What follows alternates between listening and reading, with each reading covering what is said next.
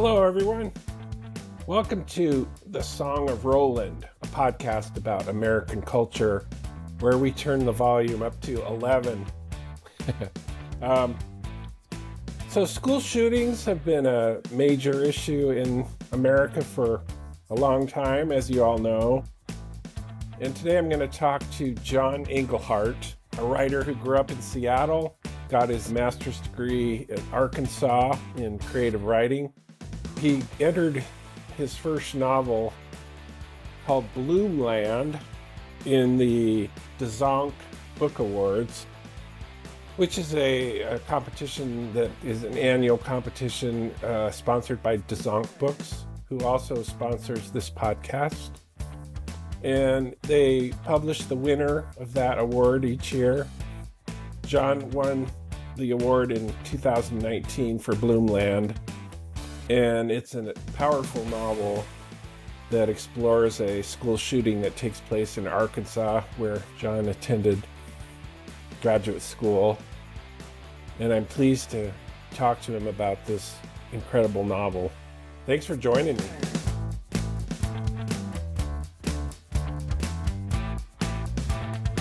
I'm happy to welcome John Englehardt to the podcast. And thanks for joining me, John. Thanks for asking me to do this. Yeah, my pleasure. I just loved your book. So talk to me first of all about what it was like to win the Dzanc Award. They have a contest every year and they publish the winner. What year was that when you won? It was 2019. Oh, so it's a while ago. Yeah. Okay. That must have been a thrill, though.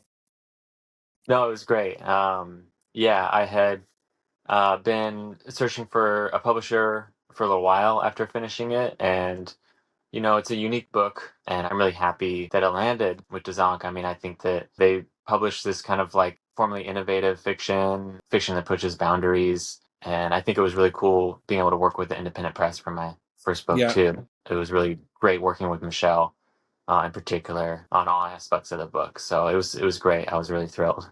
Yeah, Michelle is great. It won a couple of other awards too, right? Yeah, and then in 2020, it won the VCU Cabell First Novelist Award. Every year, their MFA students choose a book that came out the previous year. I was really lucky to even just be a finalist. Some of the other authors that were up there were, people like Ocean Vuong and people I thought, wow, I have no chance of winning this. But it did, and that was also I'm really grateful for that too. Yeah, big thrill. So Bloomland is the name of the book, and it's about a school shooting, which is, obviously timely these days. So talk to me about how the idea for that came about. Was that always your plan all along, was to have this book be about that, or did it grow out of something else? Yeah, it definitely grew out of something else. In 2014, I left Arkansas and moved to Seattle, but I spent 4 years in Arkansas for grad school. And at the time, I think just moving there, Arkansas to me was a very kind of like beautiful and unsettling and misunderstood place. And I found a lot of inspiration there. And so I was starting to just write about the college experience, higher education. I was writing about the South, and I had some sketches of characters. And then when I moved back to Seattle, there was a number of, school shootings just in the area. We are deeply saddened by the tragic events that unfolded today at Umpqua Community College. He apparently opened fire on his classmates in a Marysville, Washington school cafeteria yesterday, killing one and sending 4 others to hospitals. It's just a lot of school shootings happening, and some of the material I was working with was talking about violence and masculinity and male entitlement and these kind of things. And I ended up just kind of writing what it felt like was around me. And that's kind of when I started to, I was thinking really hard about this type of violence kind of that was happening out in the world. And then I was thinking about this internal kind that I was writing about, and they just kind of felt like they like started to intertwine in my head. And that's kind of how the idea to have the book kind of center around this prism of that kind of violence came about. Right. Um, so, like you said earlier, this is a unique book, and one of the things that makes it unique is the structure. So, I always tell my workshop students that when it comes to writing fiction, the only rule is there are no rules, as long Yeah. as you can make it work. But there's a lot of unwritten rules, and one of them is, you don't generally see novels in second person. In fact, the only one I can think of is McInerney. Was it Bright Lights, Big City? Was that second person? Yes. Yeah. So this one is told all the way through in second person, but it also has three different points of view, which is really unique. And then the person that is narrating it is like pretty much distanced from all the most of the major events. So talk to me about how that came about. It's a very interesting structure. Thanks. Did you Yeah. have more than three points of view ever, or was that No, I actually started with Rose, the okay? character who begins the novel, um, and then I went to Eddie, the character whose wife is killed in the shooting, and I was actually thinking about leaving it there, um, and I had Eddie's chapters written in the third person actually at that time, and Mm, I was just move into all different types of points of view. But the second person I initially started with just worked for a lot of reasons. To me, I think that writing about this subject matter, I really wanted to kind of like address the reader and invite the reader into feeling part of the action, and to feel like there is some kind of level of like complicity or responsibility in what was happening. And I feel like the second person does that. It also moves the like ego of the story off to the side a little bit. The person hmm speaking, not the person speaking. Um, and so there were the other problems I was about the novel that I was concerned with, which was I have three different characters that I'm going into their minds, and I'm talking about what happens to them, and refracting their stories off each other. But I also wanted there to be a central consciousness to the story. I wanted there to be kind of like that binding agent, and that's when I kind of landed on this kind of one person talking to three different people, to have there be that central consciousness, to be that kind of person that's saying, you know, why am I telling this story? And for me, Eddie was this person who feels kind of responsible for the event in a certain way. And so I needed him to be able to like tell the story, but then also like comment on what is happening, mm, especially Eli, the shooter in the story who I didn't really want to, it's like being told from his perspective, but it's also not like, Stephen stops to comment on what is happening, right.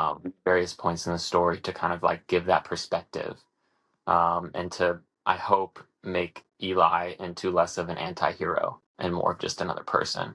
But Right. Yeah, I think you definitely accomplished that too. And I love the fact that, the even though at first it seems like this voice is kind of omniscient, eventually Stephen, the narrator, does make his presence known a couple of times, but not not uh, intrusively at all. He's basically just there as a sounding board mostly.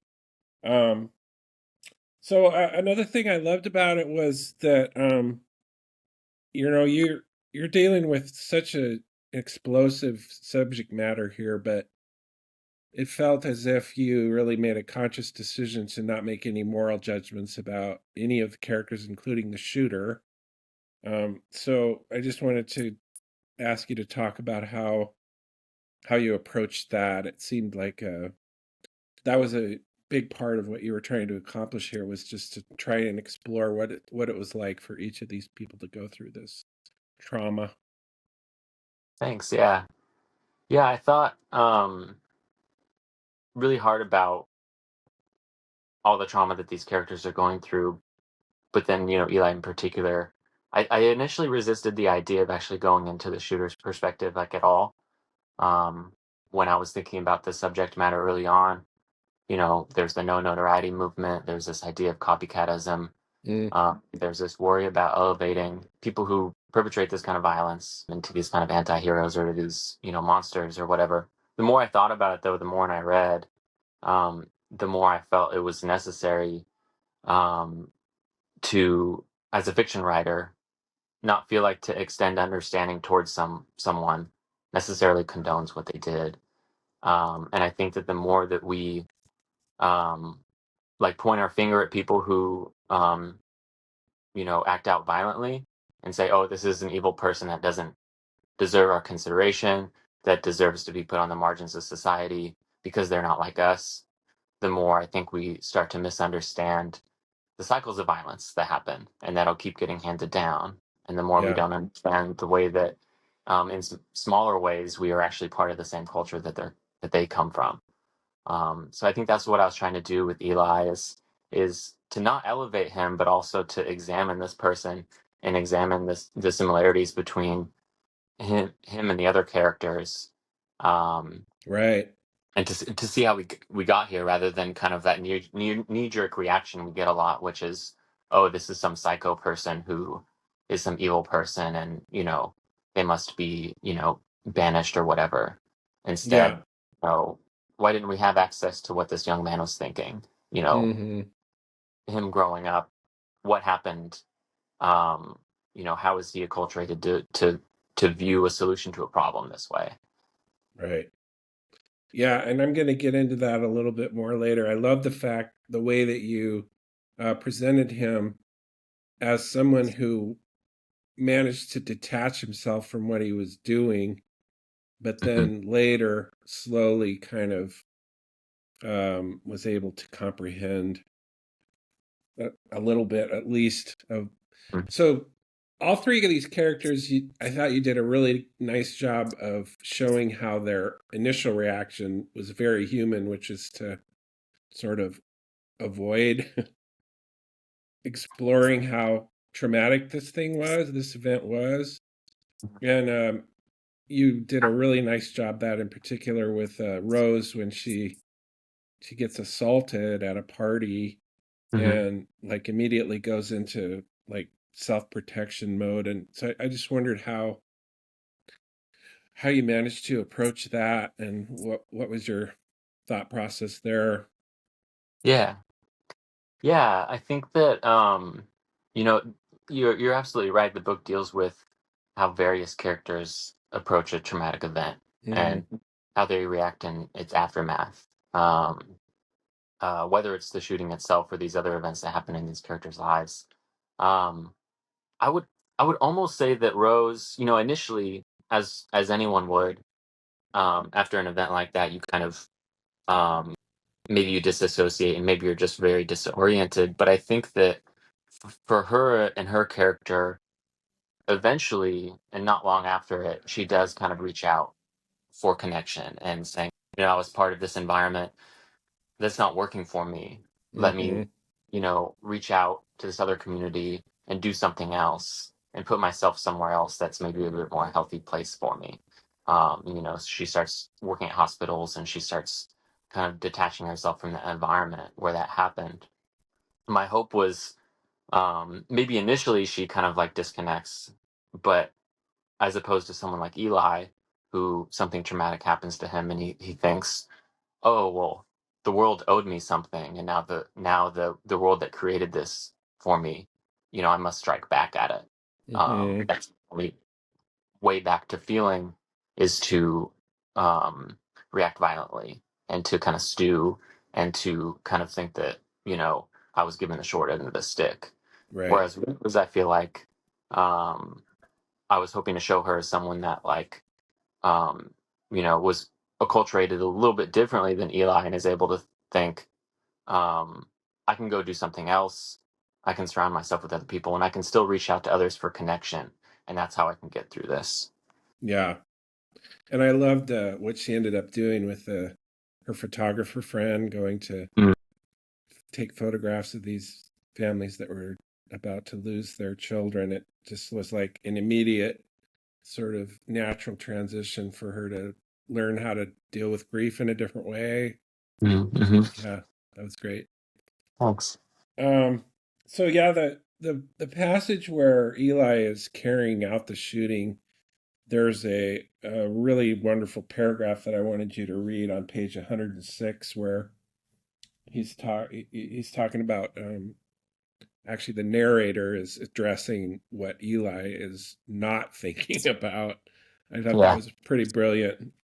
I suppose I could explain how unreal the world looks to someone who refuses to see its future. How you hardly believe in the lives you are blighting, and therefore do not envision all the lungs that will be pumped with ambu bags, the emergency thoracotomies, the kids who will wake up and whose nerve damage will force them to relearn how to blink or smile.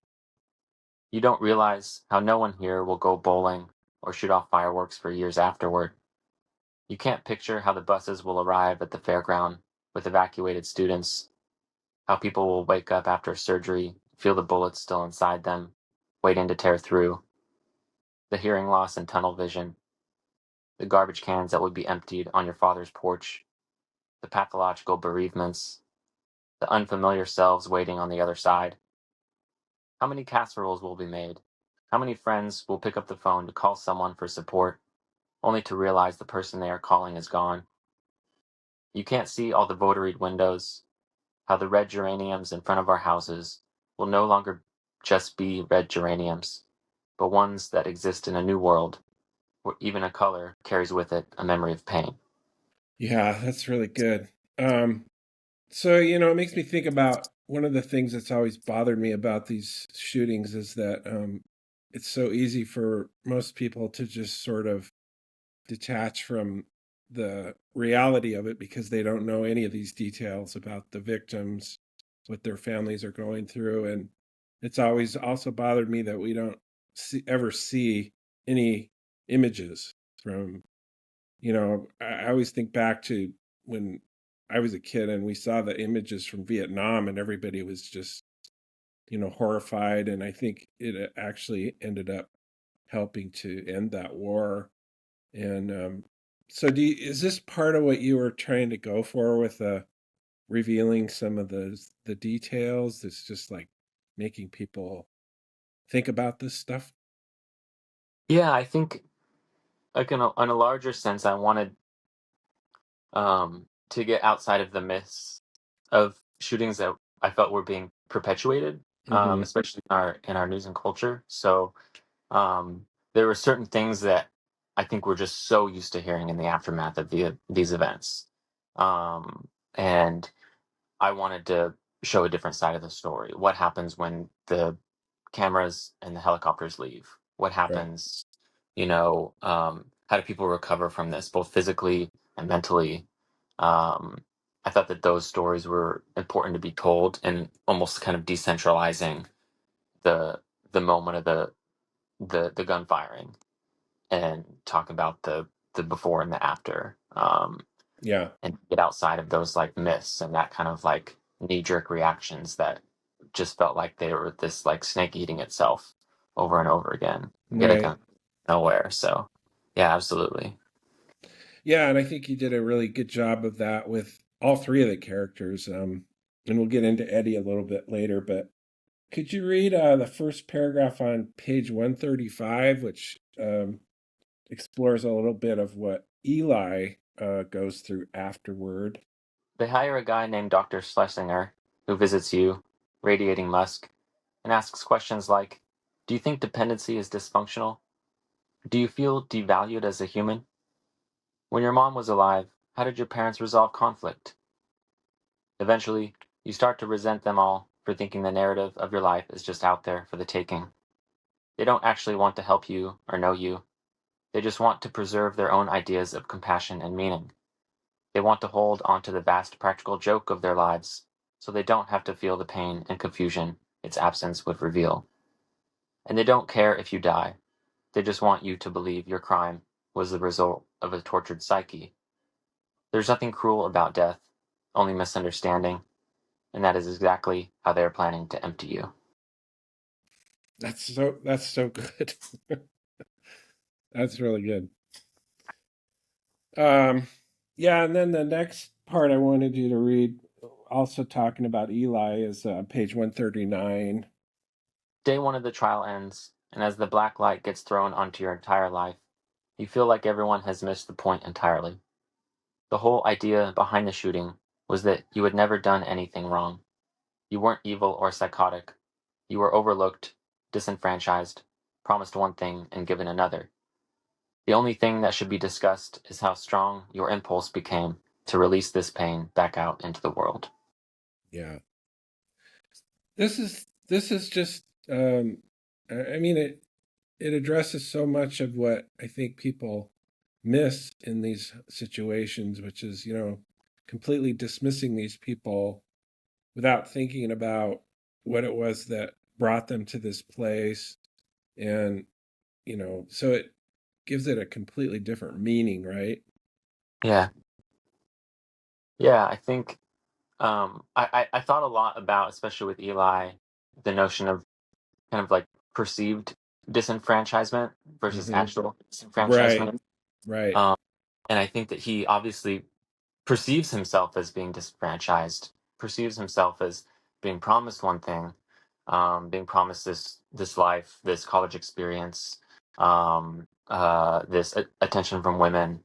He views himself as being entitled to all those things. Then when he doesn't get it, he thinks, I've been given the short end of the stick, and because of that, I have to release this anger that I'm feeling because of it back out in the world.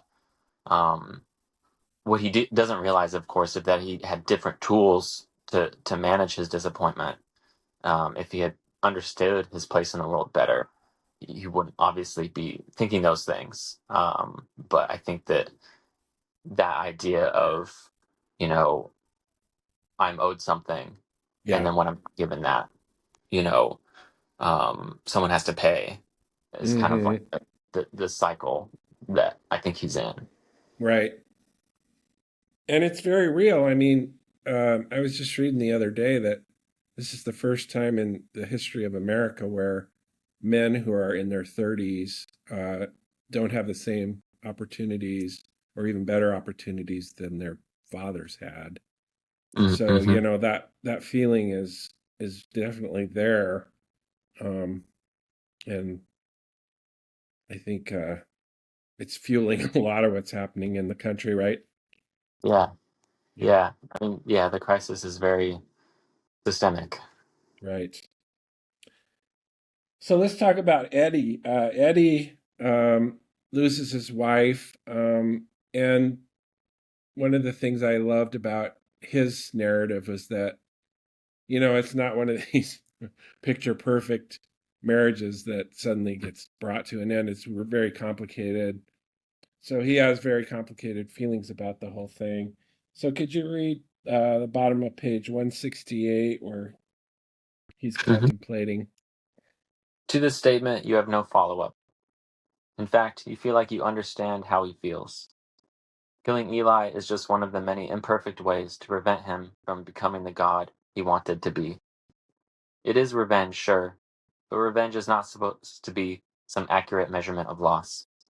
It is accepting that life is something you can crush in your fist, that you can fuck people out of the hand that was dealt to them, that although the prank Eli played was cruel, it was also true. You understand this so fully, you think maybe it's not Alan feeling it, but you. So how did you see Eddie's arc? Yeah, I mean, obviously he, as you said, has this complicated um, marriage, this complicated relationship with Casey, and that ends prematurely when she's killed in the library. Um, and you know, the last two-thirds of his narrative in the book is basically kind of him recovering from that, Hmm. and searching for answers from the shooting.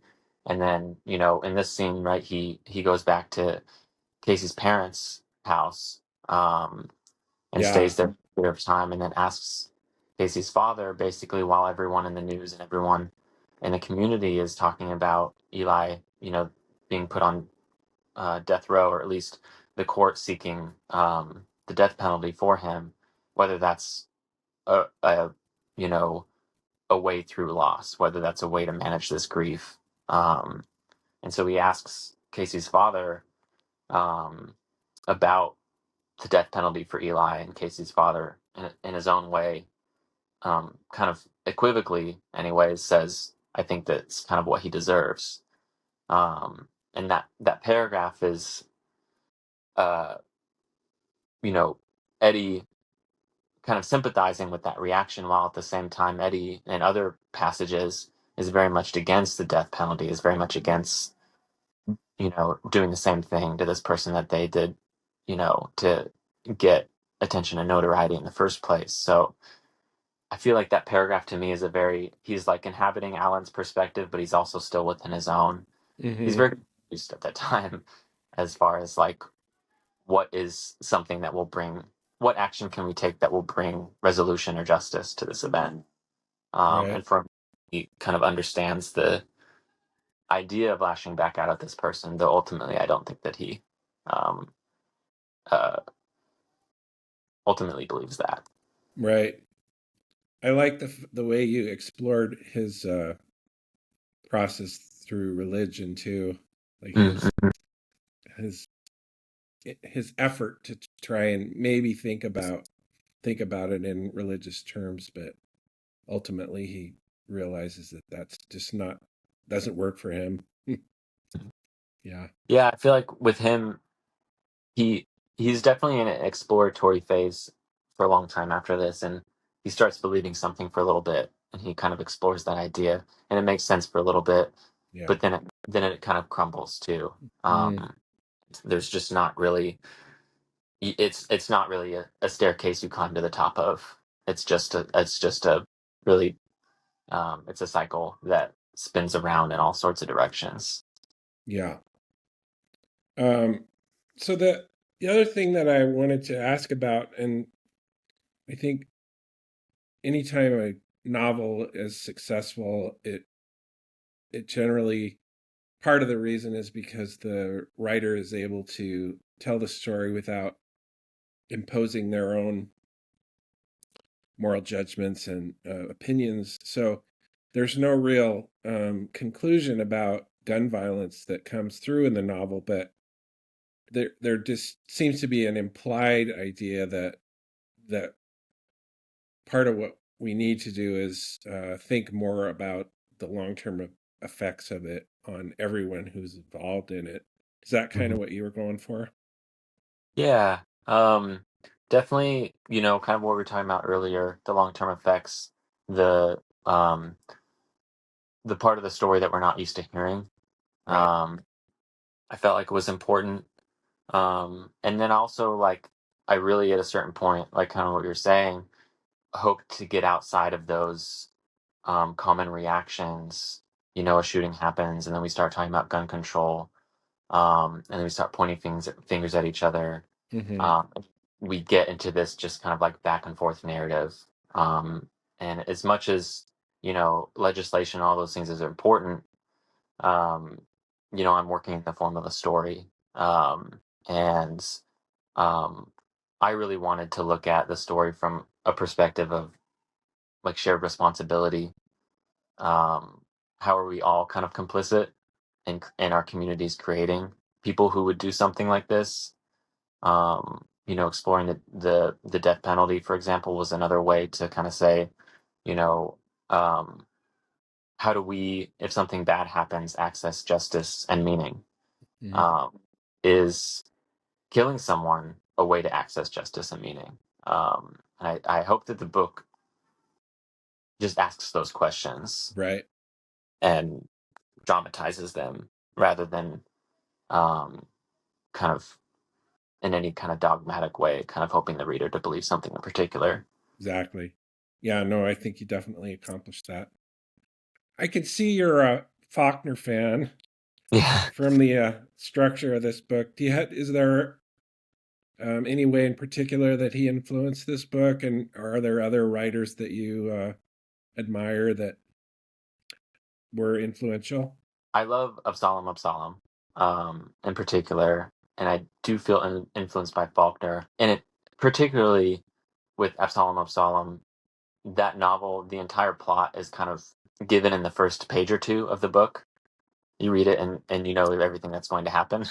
Yeah. um, and I think that really appealed to me for a book like Bloomland because, writing about a shooting, I didn't want the book to be or to feel sensational. Like we're Yeah. waiting to find out who the shooter is, or we're waiting for the big event to happen to see, where it happens and all these sorts of things. Like me kind of using the material to create that kind of suspense didn't feel right to me. Hmm. So I really wanted the event to just happen in the first chapter or be referenced. You don't really get a ton of details about the shooting in the first chapter, but you know all the characters involved, and you know. Right.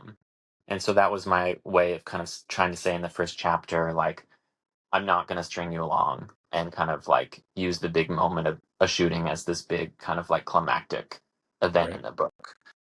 We're more concerned with um, the interior lives of the characters surrounding it. And that's what I wanted to do. So that kind of like Faulknerian peeling back the onion way of telling a Yeah. story is what really drew to me. I think on the granular level too, writing that really appeals to me is writing that kind of like recreates language and gets outside of the way we're used to speaking. Faulkner definitely does that. Hmm. Um, every sentence feels like something that's new that hasn't been said before. Different words, sentence structure, all of those things Faulkner does really well, and it feels like you're reading something new. And so I was definitely influenced by that as well. I also read a lot of Frank Stanford, the poet, while I was writing this book too. I read a lot of poetry, Frank Stanford and Adrian Rich. I read just about as much poetry as I do fiction. I love writing that recreates language and that creates new ways of seeing and thinking. And if we're dealing with more ordinary language that, when you start reading something and you're like, I feel like I've read this before, um, I maybe to a fault even try to get away from that. Um, Yeah. so yeah, That's exactly why I'm a huge fan of Faulkner too. Is that just everything feels like something completely unique. It's goes back to the first thing I was talking with you about the only rule is that there's no rules. I mean, yeah, he broke every rule. yeah. I Yeah. often try to remind myself, when especially writing in longer form, like a novel, is very daunting. I just remind myself that just one sentence has to just lead to the next sentence, and that Hmm. as long as each sentence just sings a little bit in its own way, then it'll be a good story. Like if you Yeah. just want to keep reading from one sentence to the next, um, some of the other, you know, higher level considerations will fall into place. Hmm.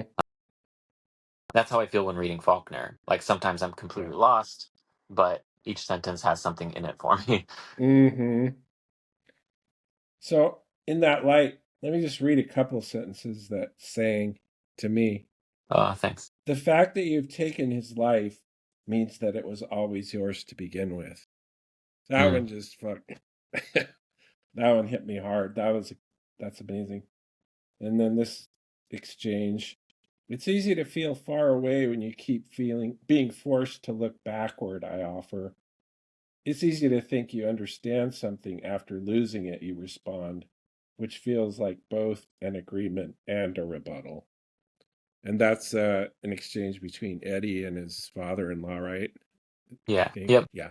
Mm, Um, yeah, there was just so many sentences like that I marked, and I could point out a bunch more, but yeah, this is just a really fine piece of writing, John. I really admired it a lot. Thanks so much. Yeah. Thanks for Yeah, these really thoughtful questions too. Yeah. my pleasure. So, what are you working on? I assume a new novel? Yeah. I've been working on my next novel for, the past 3, 4 years. And I just finished a draft of it at the end of this summer. So Hmm, I'm tightening it up and revising it. cool. And do you have an agent? I do not. Um, Okay. interestingly enough, when I was looking for an agent back with Bloomland, but then it won the Dzanc Prize, and Yeah. um, I didn't need one because it just went straight to publication. So I am currently unagented, but I will be looking for one soon. Mm. Well, if nothing else, I'm sure Michelle would take it on. Yeah, yeah. Well, do you want to talk anything about the new novel, or would you rather not? Um, I can say a little bit about it. It takes place in a kind of alternate future where these kind of online personalities uh, create these digital twins, basically, Mm. which are in the book they're called care lords, um, and they kind of act as these like erotic therapists. And the book is about this couple and one person kind of like getting attached to this other person's digital twin for a Mm. long time. And then when she finds out, they're confronted with all these ideas of memory and jealousy in relationships. So with this book, it's actually more. It sounds very science fiction, but it's actually very kind of a story about a relationship. It's more of a love story, and kind of how do we um, navigate our sense of reality within a long term relationship, and how do we deal with someone outsourcing our deepest human concerns to Mm. technology. So yeah, I was trying really hard with this book to write a love story. I think after Bloomland, I wanted to write a book where no one dies. I think and uh, yeah, so yeah, we'll see where it goes. Sounds very interesting. Thanks. Yeah. Well, John, thank you so much for taking the time to do this. I appreciate it. Yeah, of course. Yeah, it was a pleasure.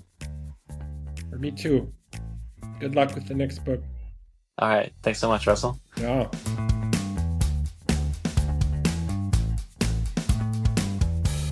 I want to thank you all for joining me for this episode of The Song of Rowland.